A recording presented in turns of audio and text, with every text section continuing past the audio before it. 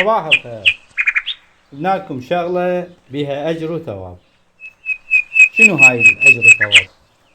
لأهل المحلات، لأهل البيوت، عندكم هاي البطالة تذبوها، وهاي الحافظة تنذب، استفادوا منها أجر وثواب. شلون؟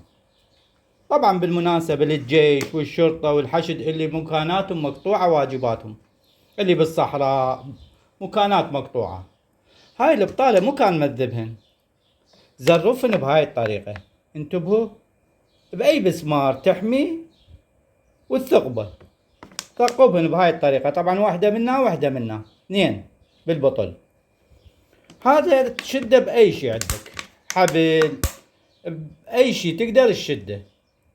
وهاي الحافظة، هذا ايش راح تسوي؟ ترسى مي تجيبه تخليه بهاي الطريقة. هسه راح اجرب لكم هاي الطريقة. هذا ينترز مي، تجي الطيور، عصافير، مكانات المقطوعة وحارة، تقدر تسويها بباب البيت، بالحديقة، بالسطح.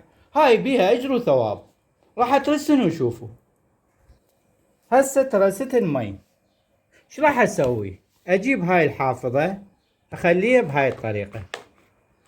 هسه راح اقلبه لانه اني لازم الموبايل ما اقدر. قلبته، شوفوا شلون دا ينترس. انت ايش تقدر ويا ما تقلبه تترسها الحافظة حتى يوقف المي ليفرغ البطل. شوفوا شلون وقف المي. هاي تجي الطيور تشرب من عنده. انت دائما احسب حساب اقل اصبع تزرفها البطل.